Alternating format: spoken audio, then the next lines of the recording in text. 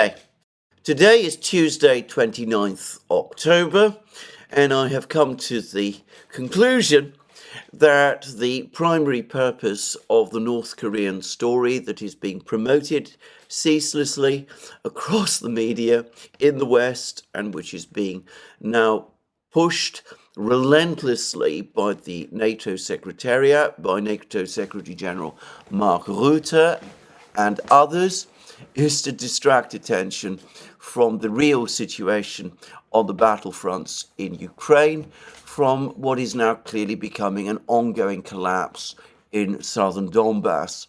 I say that because even as one important fortified position and town falls after the other into Russian control, as it's becoming increasingly clear that large numbers of Ukrainian troops risk being cut off and surrounded by the Russians, even as the situation on the northern front lines in Kursk region as well becomes increasingly difficult for the Ukrainians.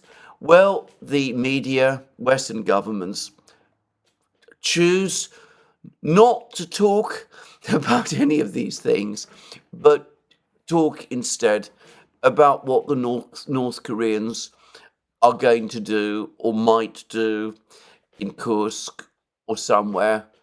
Nobody seems to know exactly where. And here I'm going to endorse, by the way, or lend my agreement to a comment that has been made in his latest update on Substack by Simplicius the Thinker, that what is really quite remarkable about the North Korean story is how many conclusions, how many claims are being made about it on the basis of, well, almost no facts. Simplicius the Thinker put it like this: Western reporters seem to know virtually everything about this North Korean deployment, including specifics that they're not ordinary North Korean troops, but seasoned special forces. So much assurance without even a shred of proof presented. And this is completely true. Now, to be very clear, there may very well be North Korean troops in Russia. In fact, highly likely that they are. The pictures that have appeared, which supposedly show North Korean troops, locate them in the Far East.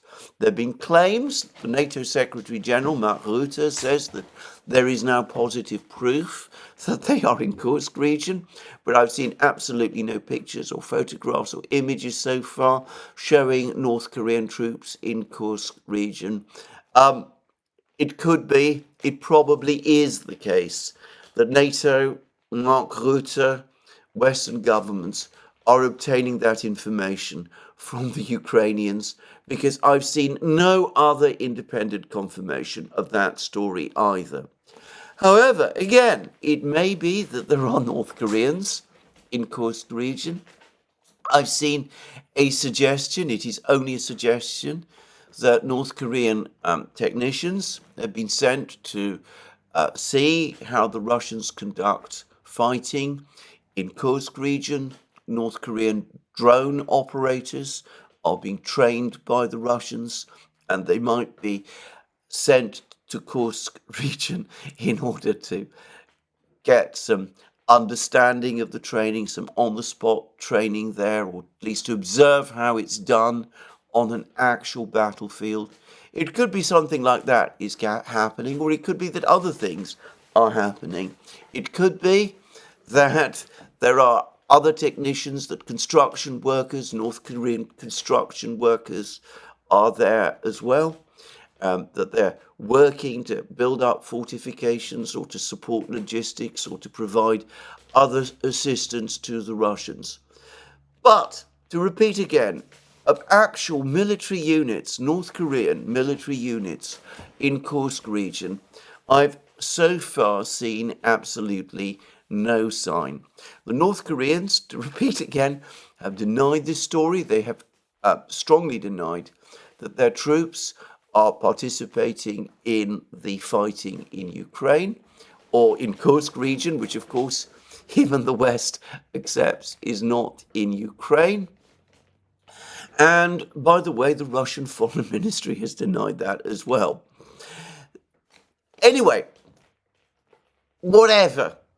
Even if, and I'm not saying that this is going to happen, but even if 2,000 or 3,000 or 1,500 or 15,000 North Korean troops are committed to this battle, this is not going to change the course of a war in which there are hundreds of thousands of men on each side and in which the Russians are recruiting 30,000 men a month into their armed forces. Just saying.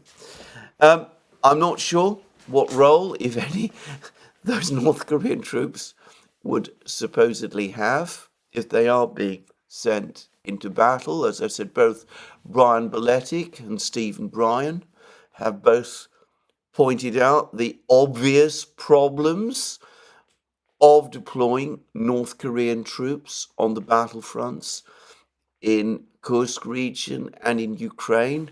No one in the Western media I've seen has addressed those issues. But this story rattles on, despite, as I said, there being no sign so far of the North Koreans entering the battle, because it fills the gap. It makes it possible to talk about something connected to Ukraine, which doesn't touch on difficult subjects, like the fact that, as I said, the southern front lines are collapsing, that the Kursk pocket itself is shrinking, that the Ukrainians are losing ground in Chasiv Yar and in Toretsk, that Zelensky veers from one day to the other, demanding one day escalations against the Russians, the next day talking about potential negotiations with the Russians, and then retracting them again. Don't talk about any of those things.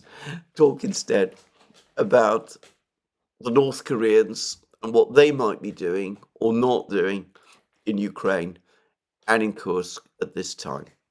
Let's turn to what we actually know, rather than waste more time guessing about something which, to my mind, appears to have very little reality about it. And that is about what is actually going on the battlefronts in Ukraine at this particular present point in time. Now, I say that because over the last couple of hours, literally the hours just before I started to do this program, the Russian Defense Ministry has issued a whole succession of reports, bulletins, all of which cumulatively confirm the story of disaster that Ukraine has experienced on the southern battle lines. And the latest report, the very latest report from the Russian Defense Ministry, reads, as a result of successful operations, formations and military units, a group of forces center, have liberated Selidovo. So that's the Russian Defense Ministry confirming that Selidovo has been captured. And then just before that, Russian Defense Minister congratulates servicemen of formations who demonstrated courage and heroism during the liberation of Dobrovolye in the Donetsk People's Republic. And we're told that Andrei Belousov congratulated the command and personnel of the 36th Separate Guards Motorized Rifle Lozovskaya Red Banner Brigade for capturing this village of Dobrovolye. And in fact, Dobrovolye is the Soviet name for no less a place than Bogoyevlenka, the village north of Ugledar. In the Soviet period, and for about a decade after Ukraine gained independence, it was referred to as Dobrovolye. literally Dobroville, or at least not literally, but in English that would be Dobroville, but Dobrovolye. The Ukrainians changed the name to Bogoyevlenka, and the Russians, as the Russian Defense Ministry says, have now captured it. And then, just before that, we had another report from the Russian Defense Ministry. Russian Defense Minister congratulates servicemen of the 114th Separate Motorized Rifle Brigade on the liberation of Gornyak in the Donetsk People's Republic. Gornyak is, of course, the same place as Girnik, the place the Ukrainians call Girnik.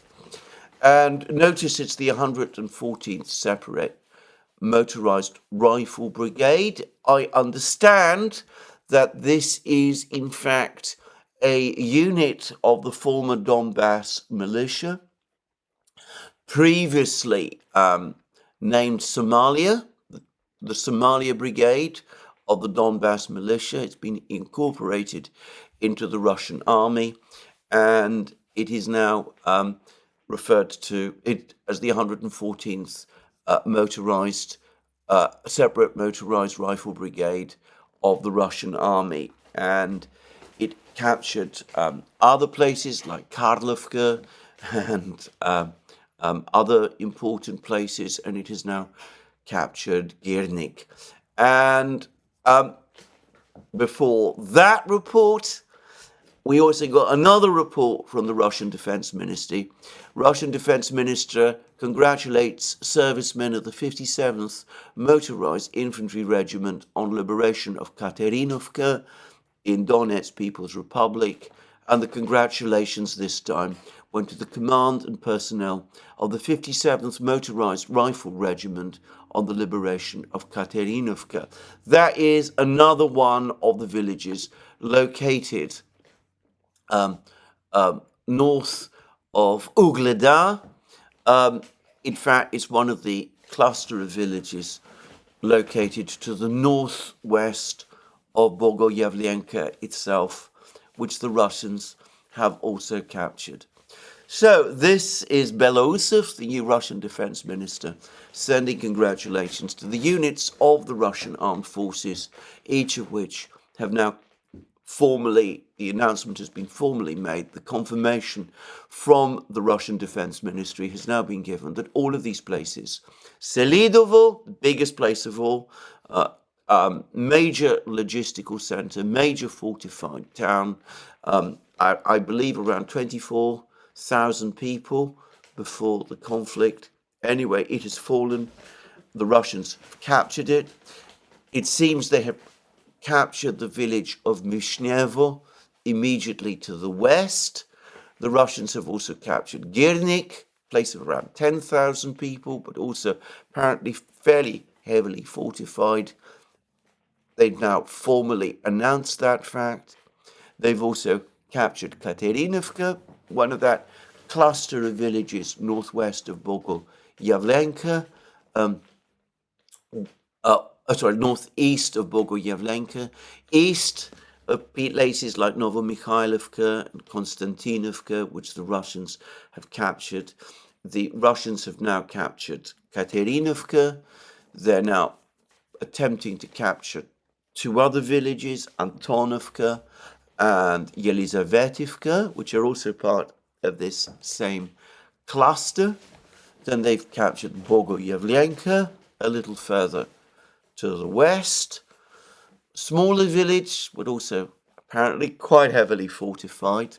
And the main base area supporting the Ukrainian defense in Ugleda. And of course, we've heard further reports over the course of the last couple of hours that the Russians have now captured at least half of the village of Novoukrainka, which is located to the west of Bogoyevlenka, and that they have either captured most or all of the village of Shakhtarska, which lies west of Novoukrainka, and that they have captured the entirety of the village of Yasnaya Polyana, which lies immediately to the north of Shakhtarska, which, by the way, would strongly suggest that Shakhtarska is indeed now under full Russian control. So these are reports not yet confirmed by the Russian Defense Ministry. Anyway, what we can see is a major Russian advance northwards. We see that the fall of Ugledar, major fortified position, is leading to a cascade collapse of Ukrainian positions to the north. And as has been pointed out by several people now, with the Russians in control of the village of Zolotaya Niva to the west of Ugledar, and now also Shakhtarsk, probably already now under their control, and Yasnaya Polyana, probably now also under their control, and Novoukrayinka almost certainly likely to fall under their control before very long. They can also, within the next few weeks, begin an operation to capture the important town, small town, but heavily fortified town of Velika Novosilka, which lies to the west. And the key point to understand about Velika Novosilka is that with the Russians in control of Shakhtarska and Yasnaya Polyana, they can attack Velika Novosilka from the northeast. Velika Novosilka's major defenses are in the south. So its position, the Ukrainian defense of that village, is now looking extremely precarious. And of course, if Velika Novosilka were to fall under Russian control, not only would the Russians be in complete control again, well, in fact, in complete control of the Vremivka salient. They have never controlled Velika Novosilka at any point in the war, but all the other villages in the Vremivka salient would quickly fall back under Russian control. But more importantly, they would open another route for a potential advance towards the Dnieper, towards Zaporozhye city as well. So, dramatic information coming from the southern battlefronts, and of course dramatic information coming with the confirmation of the fall of Selidovo. I don't recall since the very earliest weeks of the war the Russian Defense Ministry announcing the capture of so many important places in one day, just to say. Now, it's been suggested that with the fall of Selidovo and with the Russians now apparently advancing from Tsukurinye, which the Russians confirmed that they had captured yesterday. The Russians apparently are making further advances in the village of Novodmitrivka to the southwest of Selidovo. That the ultimate Russian objective is a cluster of villages to the west of the Kurakhovo reservoir called Andreevka, Konstantinopil, and Rozliv.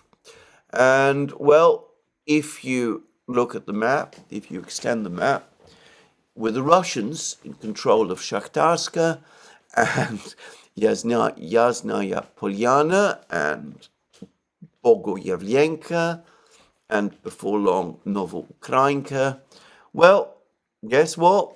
These places lie immediately to the south of this same cluster of villages, Konstantinopil, Rozliv, and Andreevka. So the Russians very soon will be to the north and perhaps are already to the south of this cluster of villages. And if they converge on these villages, if the Russian forces in Novodimitrivka and Selidovo now trundle on, cut the road from Pokrovsk to Andreevka and Konstantinopil, capture this cluster of villages and then advance on them from the south, from Shakhtarska, Belogorovka and Novoukrainka. Well, the Ukrainian troops in Kurakhovo will be in a cauldron. They will be trapped, and in fact, the entire Ukrainian force located around the Kurakhovo reservoir. And we are probably talking here about a sizable force. Again, I'm not going to try and, well, I'm certainly not going to try and give an exact number, but, we could be talking about 10, 20,000 men, maybe. They could actually find themselves surrounded. A couple of weeks ago, when Ukrainian troops in the villages south of Girnik, Kurakhovo, Zoryanye, Vovchenka, all of those places became cut off. I said that was the first true cauldron in the war, the first proper encirclement of Ukrainian troops. Well, this looks like another cauldron now in formation, but a much bigger one involving a significantly bigger force of the Ukrainian army. And here again, I'm going to suggest that we see a pattern in this war, which Alex Christoforou and I discussed years ago, right at the start of the special military operation. We did a live stream in which we said that Russian military doctrine is ultimately Clausewitzian. It focuses on the destruction of armies as opposed to the destruction of cities. And we can see that now in action. The Russians, most people assumed back in August, were focused on capturing the city of Pokrovsk, major town, major logistical center, and I've no doubt that Mercouris is ultimately their main, an important objective for the Russians, and I believe that a Russian advance on Pokrovsk will indeed take place at some point over the next few weeks.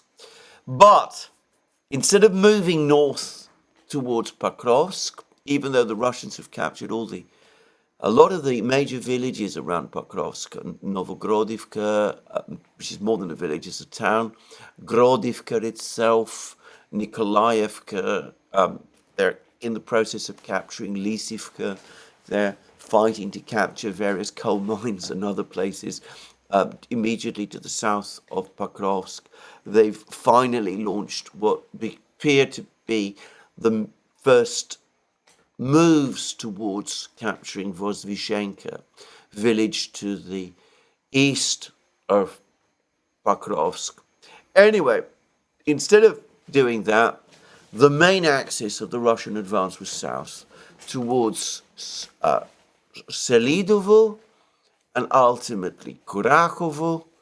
With all of these places, Ukrainsk, Girnik, Kurakhovka, where fighting continues, with all of these places being captured, with the Russian army capturing Ugledar, with the Russians capturing places like Krasnogorovka, important town, and Novomikhailovka, their focus being not on the capture of Pokrovsk itself, but on the capture, or rather the destruction, of the Ukrainian army, the Ukrainian forces, the various brigades of the Ukrainian army, which were located north of Ugledar and south of Pokrovsk in this large belt of territory in southwest Donbass, lying east of the Dnieper River.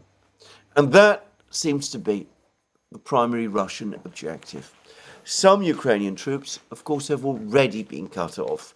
It seems that a significant Ukrainian force was for a while cut off in Selidovo. They withdrew from Selidovo, but appear to have suffered very heavy losses doing so. But the Ukrainian forces in Girnik, Kurakhovka, all of those villages, they have been cut off still more completely. Already their lines of retreat have effectively closed. There are reports that perhaps 2 Ukrainian brigades are in effect surrounded in this area of these villages. There's some references to one of them being the 46th Brigade, but I'm not going to pretend that I'm fully up to date with where all of these various Ukrainian brigades are located. Anyway, all of this force in southern Donbass is being systematically destroyed as part of this great battle that is playing out in southwestern Donbass, extending all the way from Pokrovsk in the north to Ugledar in the south. And many of the best troops of the Ukrainian army were located here, and this force has been broken. It's been broken between group of forces center, General Medvedev's men, who are the forces that have just captured Selidovo, and group of forces east, which is actually advancing from the south, very confusing, who are the men who have captured Ugledar and who have now captured Bogoyavlenka and Katerinovka and other places as well. So, a major encirclement operation underway in southwest Donbass. Ukraine doesn't want to talk about that. The Ukrainian government doesn't want to talk about it. General Syrskyi will publish bulletins about the tense situation on the battle lines, but about how the situation overall remains under control. That is what he regularly does whenever these crises appear. Ukrainian bloggers and telegraph channels are much more forthright in describing the situation. Mariana Bezuglaya, the Ukrainian MP, the dissident Ukrainian MP, is now saying that the situation with shortages of personnel in the Ukrainian armed forces has become so bad that the Ukrainian General Staff has now ordered that a fifth of medical personnel in Ukrainian military hospitals and first aid stations must join the military units in order to make up the numbers there. By the way, I ought to say that there is general acknowledgement that the mobilization drive that Ukraine launched in the spring with the publication of Ukraine's mobilization law has sputtered and failed. There was talk at one point of Ukraine mobilizing 50,000 men a month. That total appears to have fallen to 20,000 men a month. It might even be lower than that. That is probably insufficient to replace current losses, if you take as losses both dead and wounded, just say. So anyway, situation on the battlefronts, terrible. And illustrating another point about this conflict, which has become increasingly clear to me over the last few weeks. I've already commented about it before. Zelensky's focus, and because this is Zelensky's focus, it's also Siersky's focus, the overriding priority of the Ukrainian military and political leadership, even as Ukraine's defenses in the south collapse. The focus, their main priority, continues to be holding out in the north. So we get more and more reports about more and more reinforcements being sent to the Kursk area by the Ukrainians. As I recently discussed, the 47th Mechanized Brigade, with its Bradleys and its Abrams tanks, has been again deployed to the area, to the Kursk area, where it carried out counterattacks which appear to have been unsuccessful. There are reports, by the way, that a complete Abrams tank, another one, has fallen into Russian hands. I presume that is in this area, if those reports are true.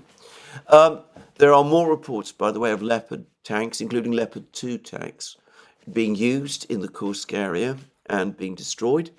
And though I didn't mention it, about a week or perhaps longer ago,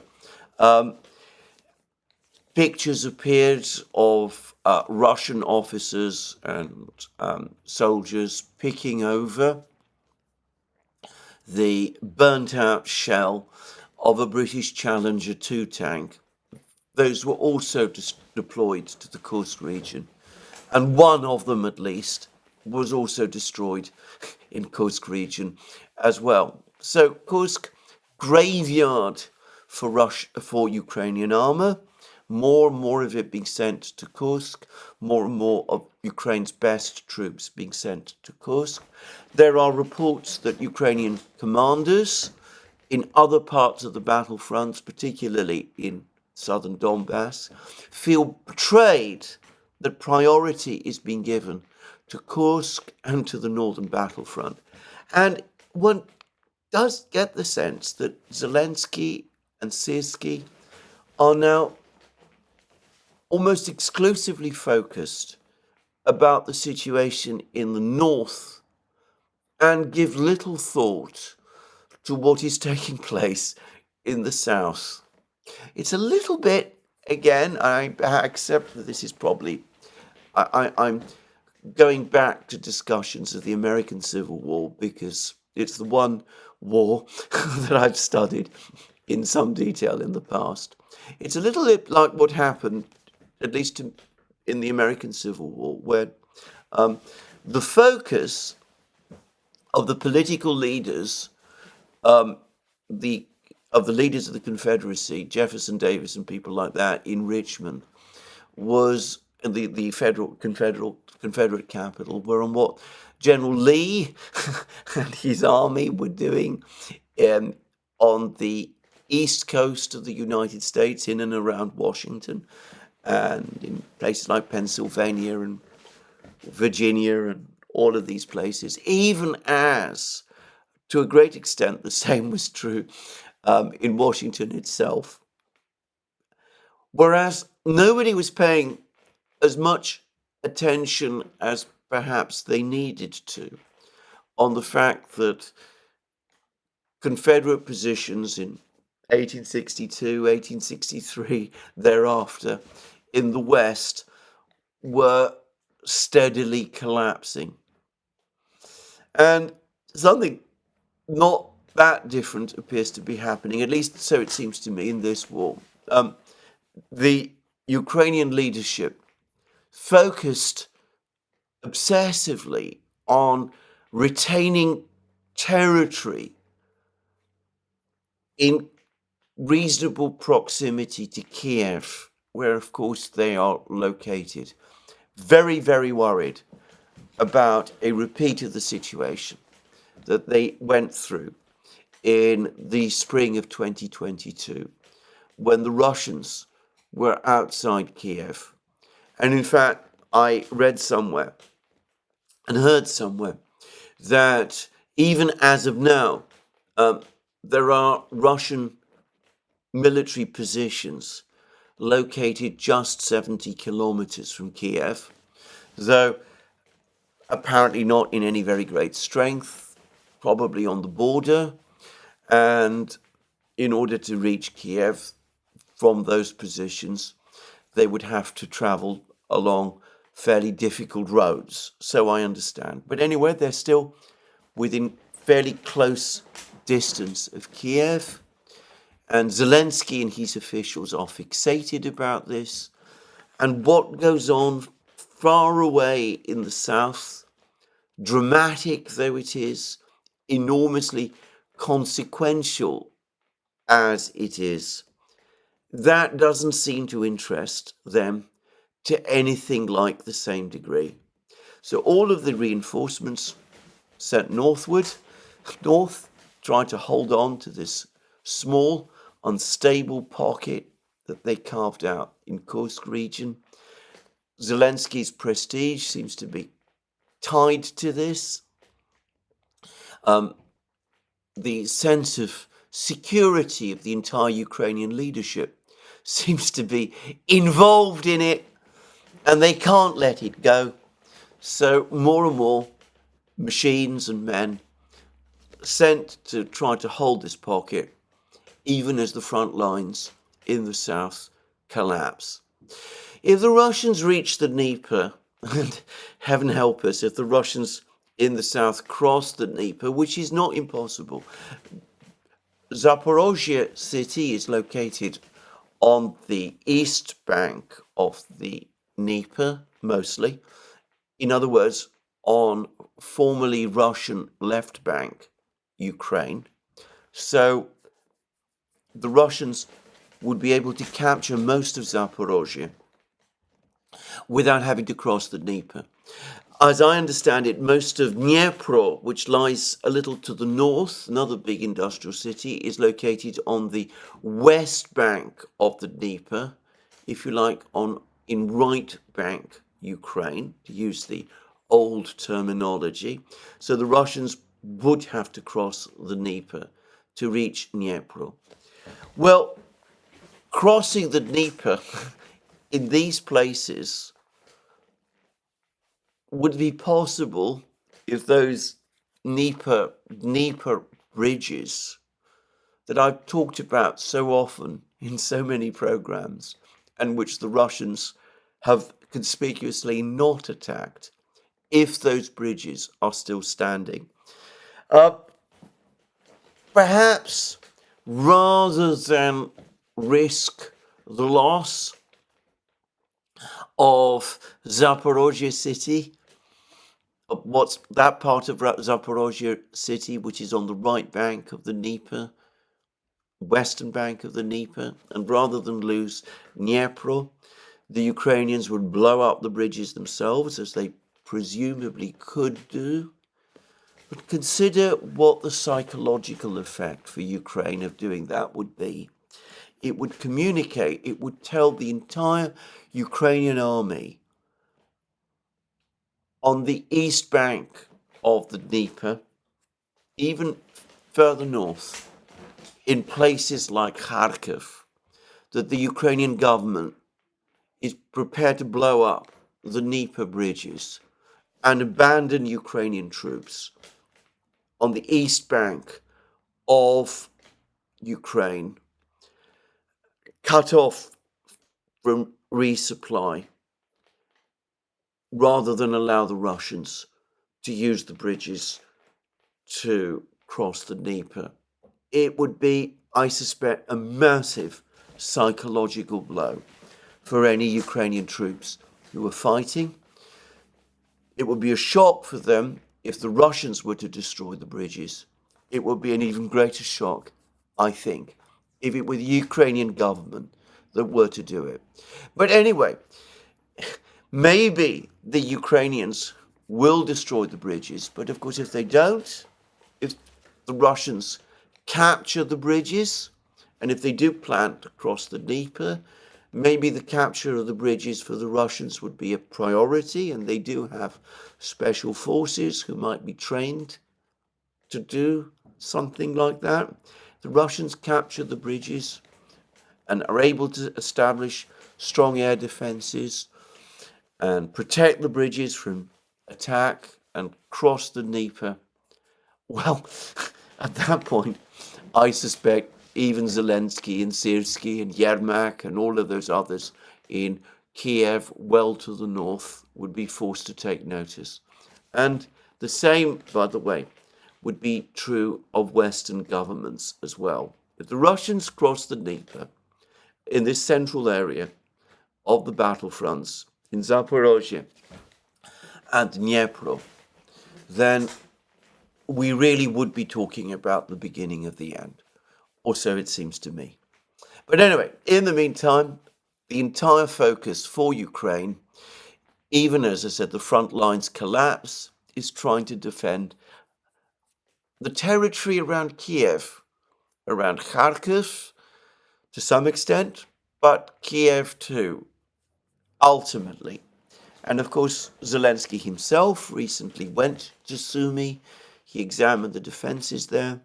He seems much more worried about the defenses in Sumy region, close to Kiev, than he is about Pokrovsk, even though the Russians are located just 4 to 5 kilometers from Pokrovsk, just to say. And Pokrovsk is an obvious objective, proximate objective for the Russians. And, well, we discussed the situation in Kursk region. A group of forces north continue to claim that they're making significant advances in Kursk region. The Ukrainian attempts to launch counterattacks in Kursk region, not in the area around Sudzha, but again in the Glushkovo area, were completely unsuccessful. But perhaps even more ominous and even more alarming for Zelensky, it looks as if group of forces north are back on the attack in Volchansk. About 10 days ago, they asserted that the aggregate plant is now firmly under their control. They lured the Ukrainians into the aggregate plant. They bombed them to pieces, and then they recaptured the aggregate plant. And the latest reports, and these are now being confirmed by various sources, is that the Russians, having also done the same massive damage to the so-called citadel area, the area of the high-rise buildings in northern Volchansk, that they're about to complete the capture of this area, and that they're preparing, therefore, to roll up the rest of Volchansk and at least north of the Volga River. And of course, if they do that, then they will be in a position to capture the remaining part of Volchansk as well. And the Military Summary Channel in a recent program suggested that one of the reasons why Group of Forces North is suddenly taking a renewed interest in Volchansk and seems now to be taking steps to bring that long-running battle in Volchansk finally to an end is because of the big Russian breakthroughs along the Oskol and Zherebets river lines. I've discussed those in many programs, but very vaguely, because, as I've said, I don't wholly understand the battles in these places.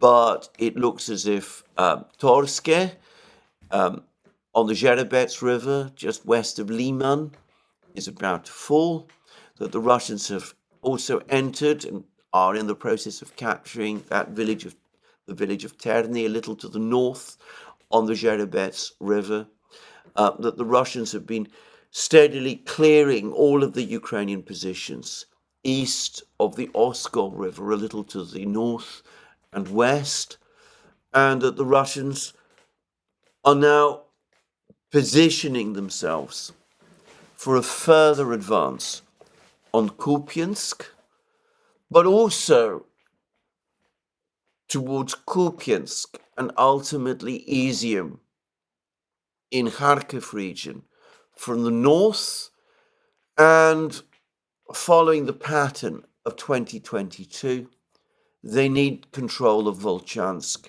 in order to do it.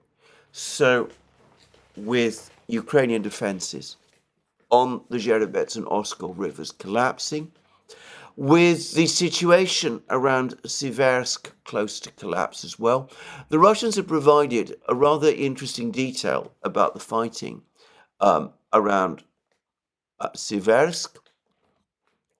There's a piece in TASS about a Russian T-80 tank and its crew that managed to storm a Ukrainian position on a hill. And we're told that this is the report that a crew member, Konstantin Molchanov, who is now hero of Russia, indicated that the tank, the T-80 tank, led the assault units at the front. We approached the position at point-blank range. We eliminated the stronghold with decisive tank strikes. The Ukrainian stronghold was situated at a high elevation, approximately 50 meters above the surrounding area, from which enemy forces could observe several kilometers away. It was nearly impossible to approach it undetected. We made 2 approaches. Naturally, the enemy fired every type of projectile at us. Our primary objective was to seize the height, which we accomplished, allowing the assault team to establish a foothold. Russian troops had to navigate a minefield, which was cleared using a minesweeper mounted on the tank. Molchanov emphasized that the T-80's high speed and maneuverability, the product of its gas turbine engine, coupled with the crew's training and ingenuity, were crucial in reaching the enemy stronghold.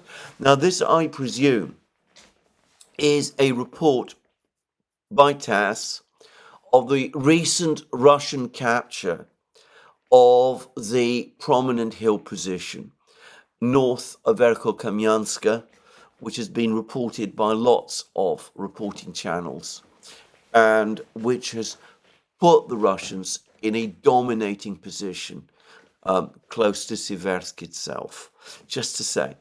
Anyway, we have, as I said, this vivid account of this battle in TASS, but as I said, Siversk looks in a very precarious position.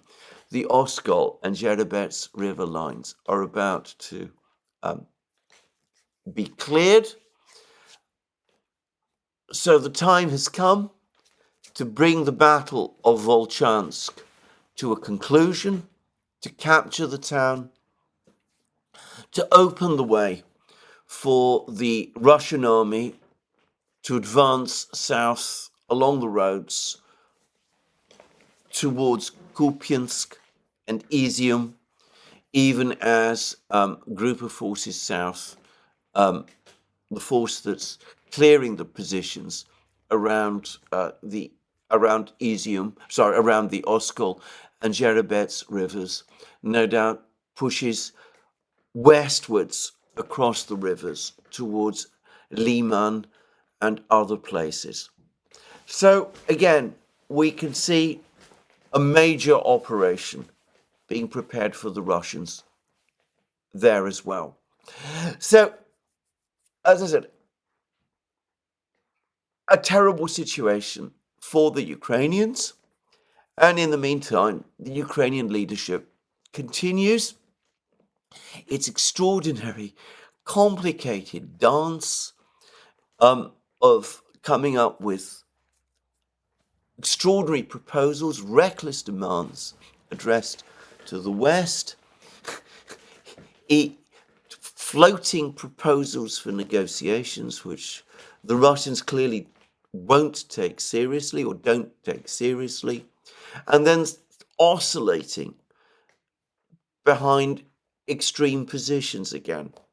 So I've just read, for example, I think it was in Bloomberg, that one of the annexes to Zelensky's victory plan was a demand that the United States supply Ukraine with long-range Tomahawk cruise missiles. These are strategic cruise missiles. By the way, nuclear-capable weapons, just to say. The United States apparently didn't take this proposal seriously. I have said in the past, I recall myself doing so in previous programs, that sooner or later the Ukrainians were going to ask for Tomahawk cruise missiles, that the only way in which the Ukrainians could make their plan for deep missile strikes on Russia effective was by acquiring missiles with far greater range than the ATACMS and the Storm Shadows and even the Taurus missiles.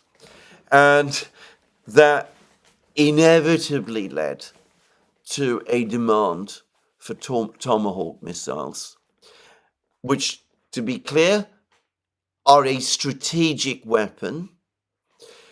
And we now learn that that demand was made and was basically flatly rejected by the United States. Supplying Ukraine with Tomahawk missiles, especially at a time when Ukraine has been refloating the idea of acquiring nuclear weapons, would be an escalation like none we have ever seen. I mean, it would be far more dangerous than supplying F-16 fighters, anything of that kind. The Russians would almost certainly act rapidly to destroy any Tomahawk launchers, and I believe that these are not mobile launchers. I mean, Tomahawk missiles today are mostly launched from warships of the US Navy, but there are potential ground-based launcher systems that could be created. They already exist in Poland and Romania and are a major issue, sticking point for the Russians in potential negotiations on strategic weapons with the United States. Just saying. But the Russians would certainly react very, very strongly to deployment or supply to Ukraine of Tomahawk missiles. And I think the United States, which I suspect has seen this coming, understands this, seen this Ukrainian demand coming, understands that very well. And that is one of the reasons why the Pentagon apparently shot this idea down instantly. Anyway, Zelensky comes up with ideas like that. He then floats to the Financial Times, as I've already discussed, the idea of negotiating a new grain deal with the Russians to allow commercial shipping, merchant shipping to operate in the Black Sea. The Russians, of course, have been recently attacking merchant ships sailing to Odessa. It's not been widely reported in the media in the West, or in fact hasn't been reported at all in the media in the West, as far as I can see. Anyway, Zelensky floated that idea to the Financial Times. He passed it on to the Russians via Erdogan. Putin apparently said, well, I'm curious to see what you have to offer, but if you want to make a concrete proposal or you want to sit down and talk about it, well, I'm up for it. Except, of course, that Zelensky then veered away, apparently, from doing that. All very confusing. Then Zelensky first is incredibly abusive about the Brazilian-Chinese plan, or rather, negotiation strategy. He then says, well, maybe there might be something in it after all. Maybe we can look into it and incorporate some of the ideas contained in it within our own peace plan. Now he's talking to the Indians and telling the Indians, that if they want to hold a peace conference, provided the peace conference ultimately ends up agreeing with his peace proposal, the one that requires the Russians to pull back to the 1991 borders, well, he's ready for that as well. And he's now apparently broadcast a whole. He's actually issued a broadcast to India. He says that India cannot remain neutral. Neutrality only helps Russia. That the obligation, that India's obligation, is to take Ukraine's side. And apparently he's saying all of this. I'm finding it difficult to get Zelensky's exact words. No doubt they will appear before long on his website. Anyway, he says all of this just days after the BRICS summit in Kazan, when the Indians, together with the Russians and the Chinese and the other BRICS states, came together and agreed on complex negotiations to set up a alternative financial and trade architecture. Apparently, Zelensky believes that the Indians will put all of that to one side, give up on their strategic partnership with the Russians, sacrifice all of that in order to come over to his side because he wants them to. Basically, that seems to be his plan. Well, as I said, it's a strange oscillation from, attempts to come up with proposals which others can work with, like the attempt to restart the grain deal negotiations. Though the Russians, I think, are not particularly interested in those either, to be frank. But anyway, he can float with that. The Turks can work with that. But then he comes up with other demands that no one can work with. And the only impossible impression this can create is that he is an increasingly erratic and eccentric negotiator who no one, I think, is going to take seriously. But anyway, all of this playing out even as the military situation on the front lines collapses. I've discussed the military situation in a bit of a detail in this program. As I said, putting aside the red herring of what the North Koreans might or might not do, because this is the reality. All of the diplomacy that we're seeing at the moment is leading nowhere. It is a blind alley. The Russians have no incentive to negotiate on freezes of the conflict or ceasefires. In fact, they've ruled out that. And of course they would, given that they are clearly winning the war.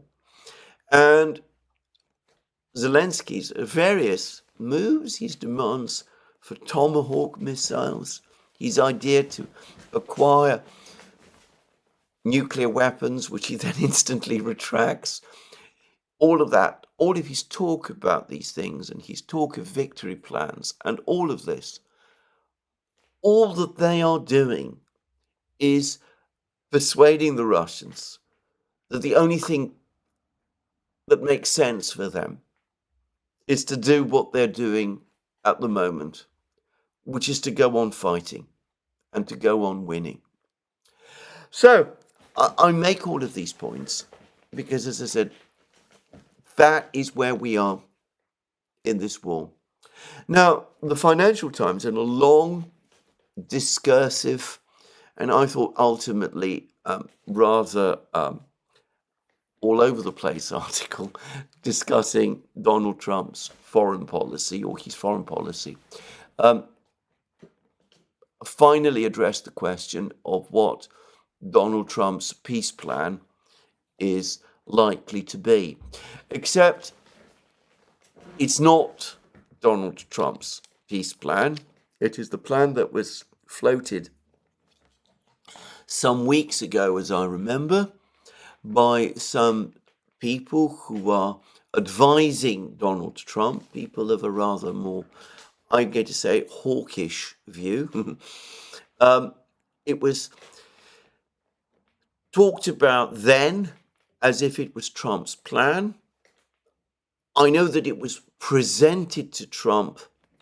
I've not heard in any place that Trump himself has actually accepted this plan. But anyway, the plan appears to be that there should be some kind of a ceasefire along the front lines, that there should be all kinds of enforcement mechanisms imposed, that there should be security guarantees, and then eventually, when Putin departs from the scene, steps can finally be taken to include what's left of Ukraine in NATO, with the hope one day that the regions of Ukraine occupied by Russia might one day also come back under Ukrainian control.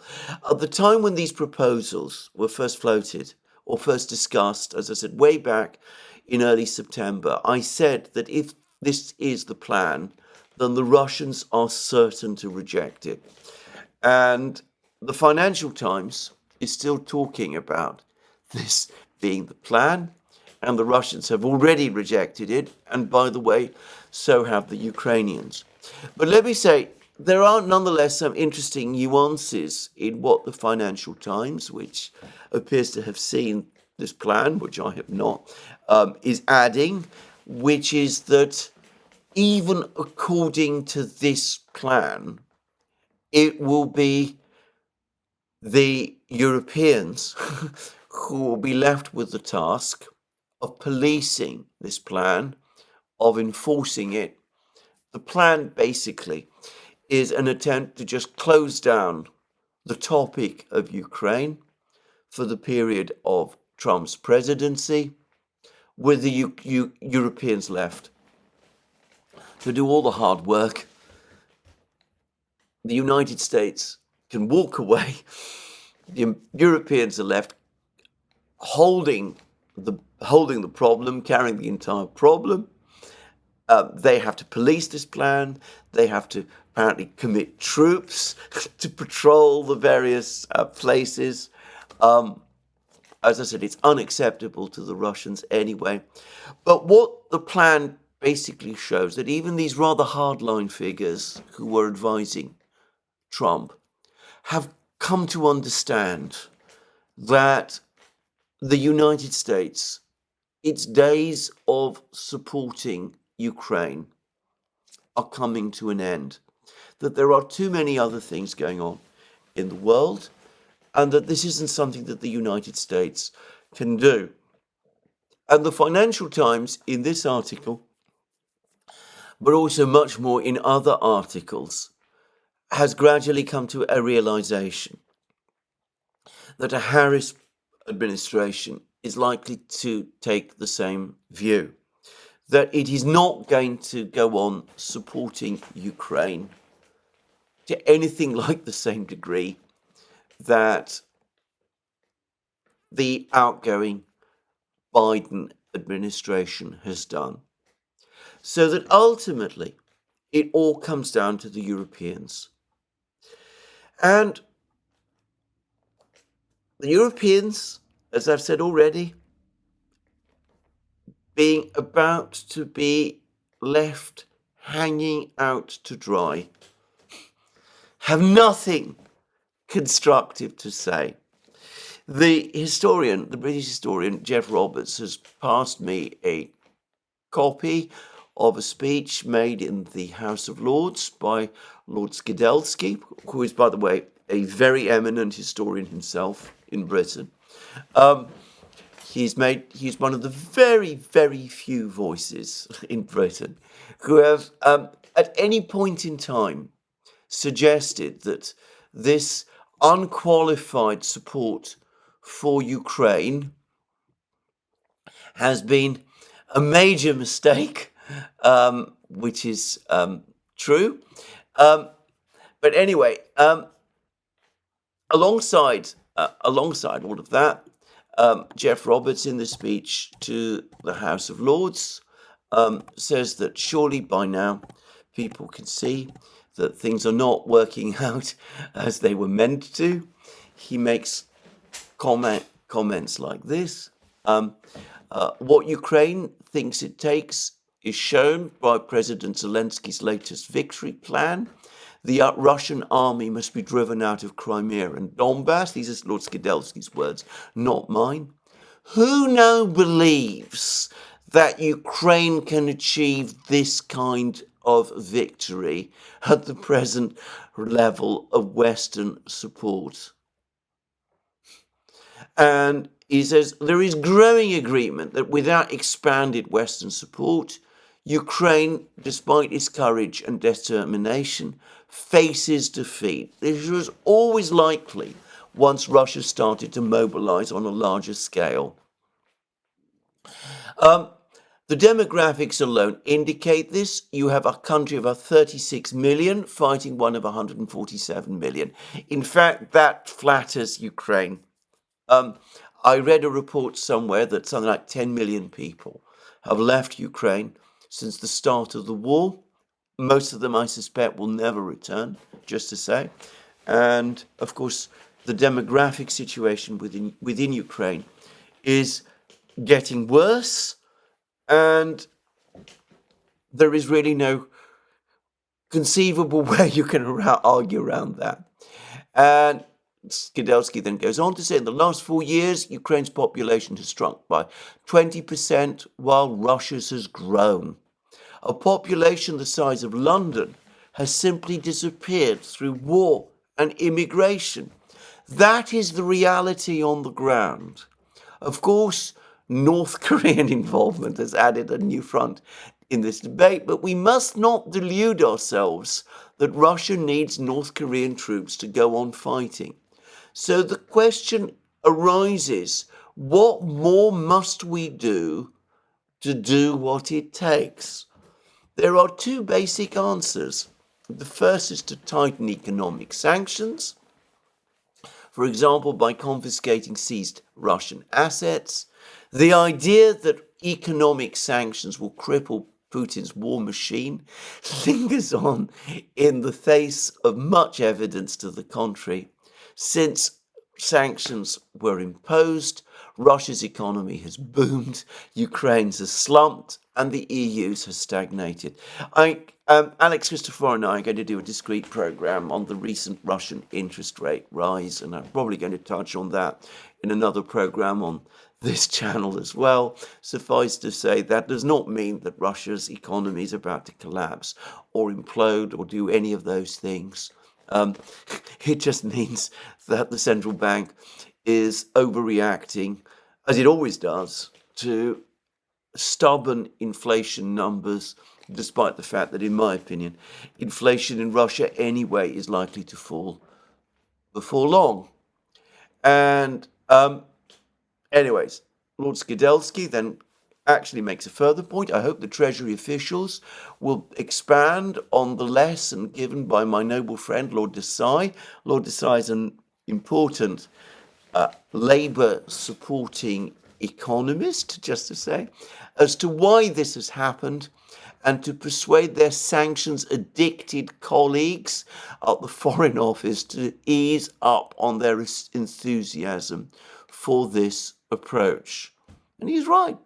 The other notion going around is that we should give Ukraine permission to use long-range missiles and navigation systems supplied by us and other NATO countries to strike targets deep in Russia. Do the government support this? It is crucial, because without their support, their strategy collapses. Ukraine needs something else. And then he goes on to argue and to point out that this isn't really going to help. It's not going to change the situation on the battlefronts in Ukraine. And anyway, Skidelsky, Lord Skidelsky, for whom, by the way, I have enormous respect, both as a voice of courage and reason in this debate in Britain, and also for his great contributions in history as a historian. Anyway, Lord Skidelsky then points out that the whole demolishes the story that we must fight the Russians in Ukraine, because if we don't fight them in Ukraine, we'll have to fight them over here. And he says that this is all complete nonsense. And he suggests, let's at least try to get the Ukrainians to build on that recent flicker of realism from Zelensky when he at least proposed negotiations on a new grain deal and on cessation of attacks on energy facilities. But does anybody honestly believe that the British government at this time, the Starmer government, is going to do any of that? Is Ursula von der Leyen going to do any of that? Is anyone in Europe going to do any of these things?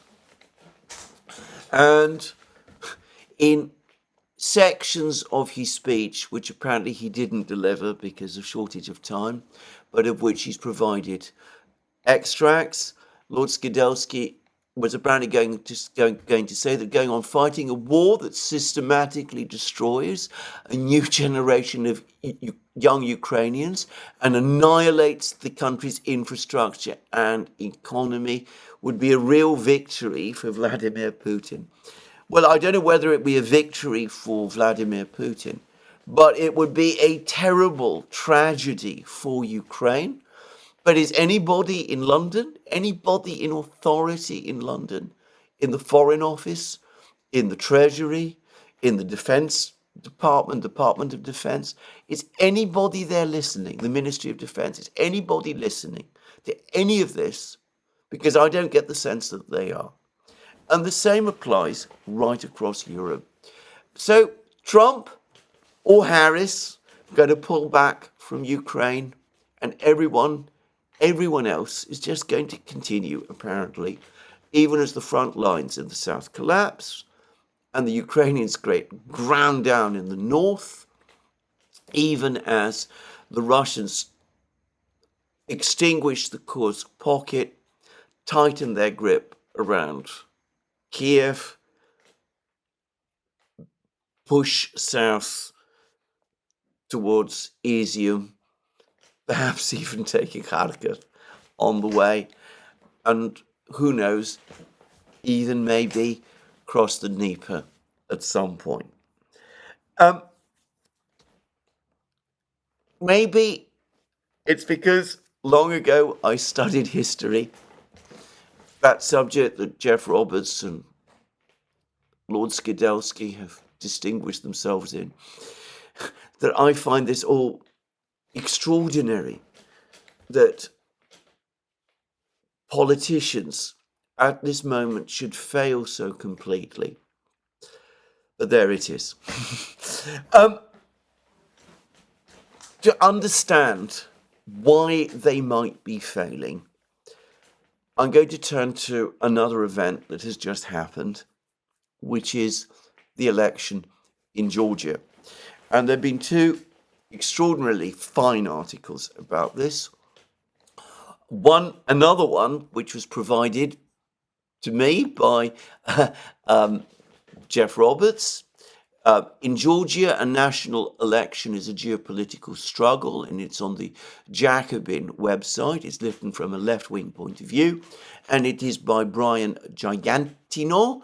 Very intelligent article, by the way. I would strongly commend it. Very, very insightful in its discussion of Georgia's post-1991 history and its current economic and social policies. And another article from a very different perspective, but also extraordinarily helpful and interesting, by Ian Proud. You can find it on Responsible Statecraft. Georgia election was just as much about the economy. Closer ties to Europe have not helped Tbilisi on the fiscal front. Just look at the numbers. And what both of these articles say is this election that has just taken place in Georgia is not ultimately about Georgia's decision, the Georgian people's desire to align with Russia or the West, or the nefarious actions of Georgia Dream, the ruling party. What the West is trying to do is impose on Georgia another geopolitical conflict like the one that we've just seen play out in Ukraine, and we've seen how catastrophically that has gone. Georgia, according to Ian Proud, and I have no doubt, by the way, I have no doubt at all that his figures on this are absolutely right. Georgia has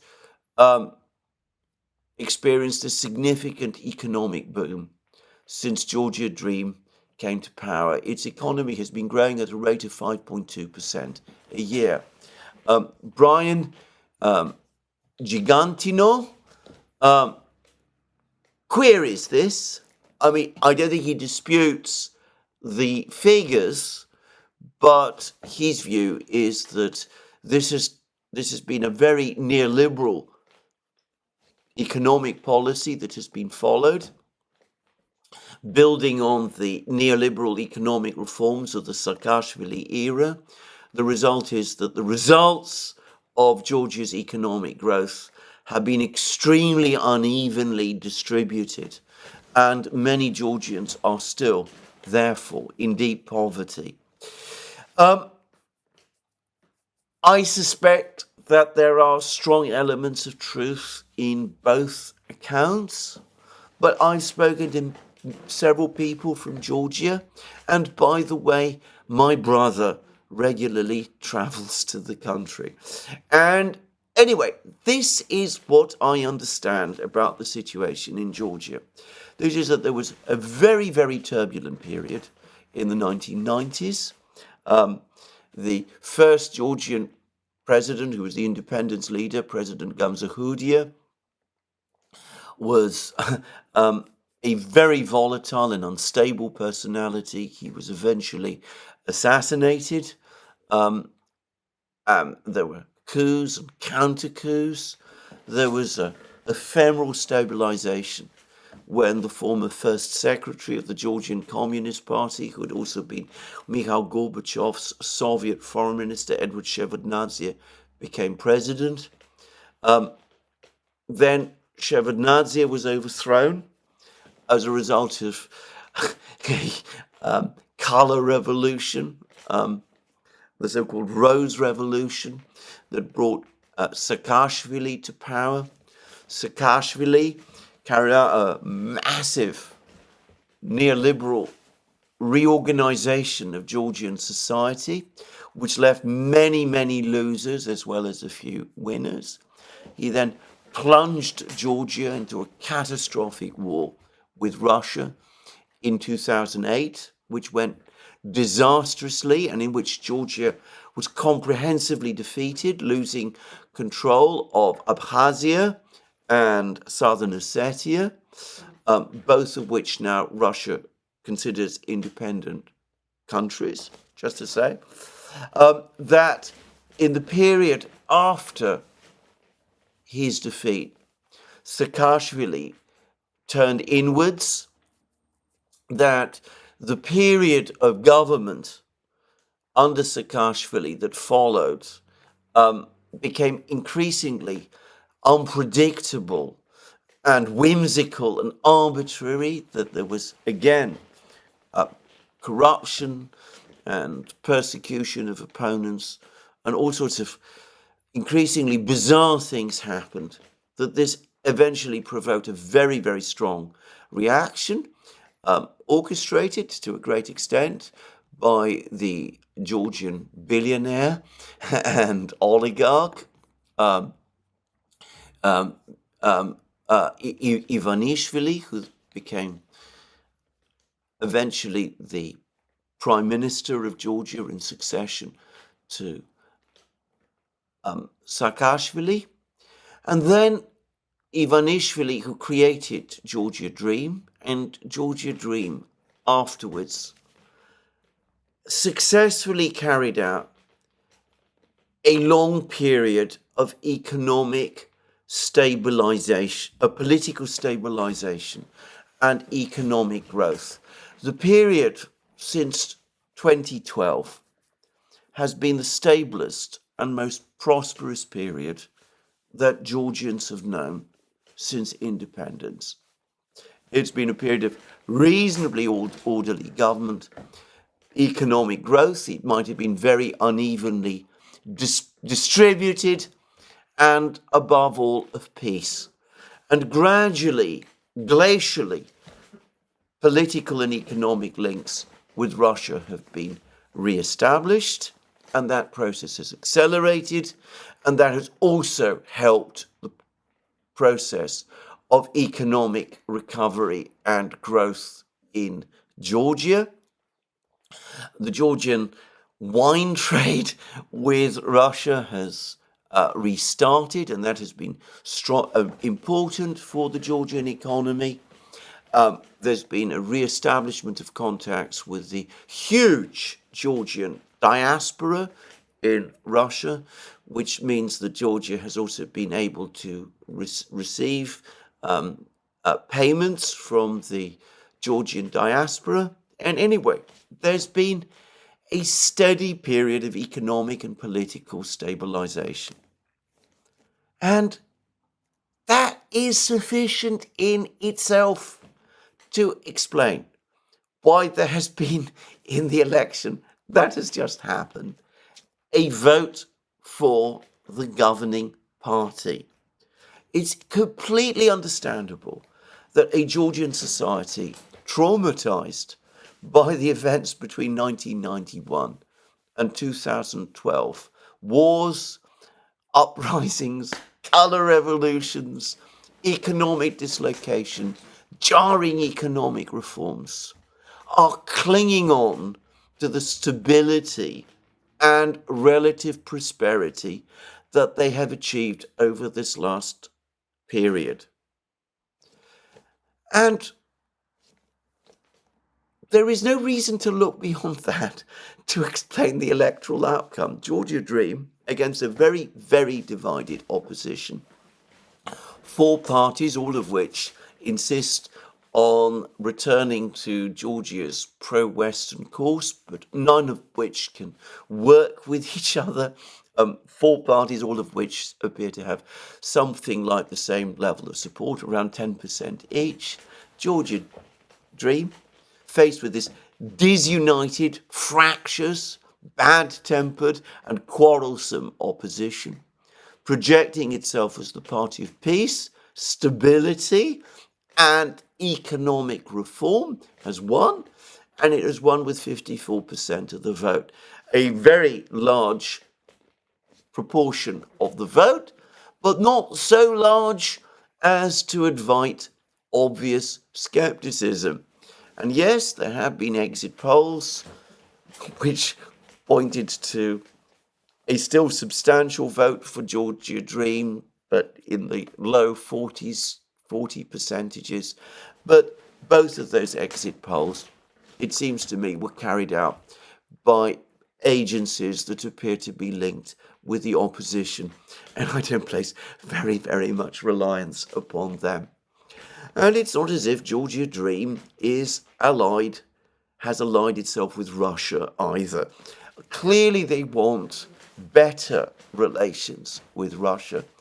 Perhaps in time they would want to re-establish diplomatic relations with Russia, which have still not been restored since the time of the 2008 war. But I'm not aware, for example, that they're proposing to apply to join BRICS, or the Eurasian Economic Union, or the Collective Security Treaty Organization, or do any one of those things. They want to be able to steer an independent course, and I'm sure that's what most people in Georgia also want.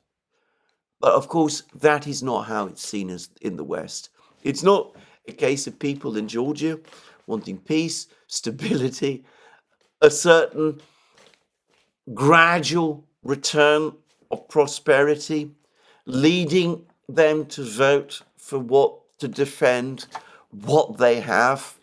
It's all part of some complicated, sinister battle, geopolitical battle between the West and Moscow.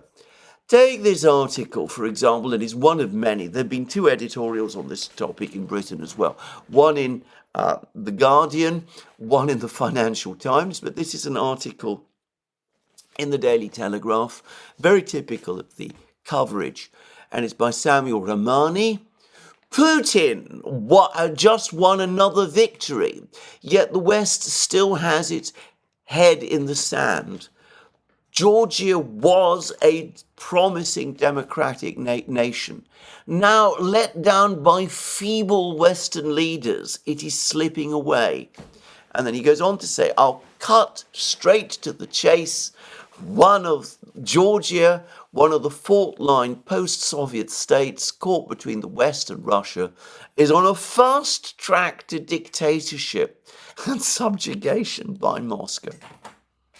And then, as you will find in all of those other editorials in the Financial Times, in The Guardian, elsewhere, all the usual stories and narratives trotted out about rigged elections, polling manipulations. I'm sure, there may have been some, but I see no evidence that they're enough to ultimately change the outcome of the election. And there's been scarcely any evidence on anything like a convincing scale provided. And even by the exit poll figures, Georgia Dream won far more votes than any opposition party did, at least 4 times more votes than any single opposition party, and around half the votes in the capital, Tbilisi itself, which is supposed to be the main support place for the opposition. Anyway, none of that cuts any ice with people like Samuel Ramadi or, the editorial writers in the Guardian and the Financial Times. Western governments queuing up to say that they refuse to recognize the outcome of the elections in Georgia. It all has to be down to this great existential conflict, this great chess game between Moscow and the West, and the Russians have just won another square. This is what everything must be reduced to. You can't assume that there's independent agency on the part of Georgian voters, that they might actually have chosen to vote in this way for good reasons. After all, Ian Proud perhaps puts it best. Indignant Western armchair pundits and politicians have fallen into collective rage, signalling that the general election in Georgia equated to the theft of a European choice. Western politicians, journalists and NGOs have cynically and in a way willfully ignored the wider economic picture. They've disregarded nuance. I mean, Ian Proud is right about all of these things. They're not interested in any of this. For them, it is the chess game that matters. And it's the same with Ukraine. Lord Skidelsky can talk about the tragedy for the new generation of Ukrainians that are about to be sacrificed. But ultimately, those who want war, or more war in Ukraine and elsewhere, those who refuse to even consider peace, it's more important to them to go on playing this chess game than it is to worry about the consequences for the people there. Well, all I'm going to say about this, I have no doubt, I'm absolutely sure, after all, Ian Proud is, why shouldn't I be? But I, as I said, have my own independent sources of information about what has happened in Georgia. I have no doubt that the election there reflects a genuine democratic choice by the Georgian people. I have no doubt also that it will be respected. I hope that Georgia is able to withstand the attempts to destabilize its political space, which we are now certain to see. I believe that it will. I believe the Georgian ruling party has a critical mass of support, and I suspect the Georgian society will consolidate against any further attempt at destabilization. But when we see what is being said about Georgia, what hope is there? What serious hope is there that any Western leader, any West European leader, will propose a peace for Ukraine? Anyway, this is where I'm going to finish my program today. I am going to return my next program to a discussion of the Middle East situation. I want to say, first of all, I'm very, very grateful for the many comments and very thoughtful points I've read and seen in response to the points I made in my program about the Middle East situation, and in particular about the statements coming from Iran and Ayatollah Khamenei in particular, which I made in my program yesterday. So I'm going to return to all of that in my program tomorrow. But this is where I finish today's program. Let me remind you again quickly that you can find all our programs on our various platforms, Locals, Rumble and X. You can support our work via Patreon and Subscribestar. Don't forget to check out our shop. Links under this video. And last but not least, if you've liked this program, please remember to tick the like button and to check your subscription to this channel. That's me for today. More from me soon. Have a very good day.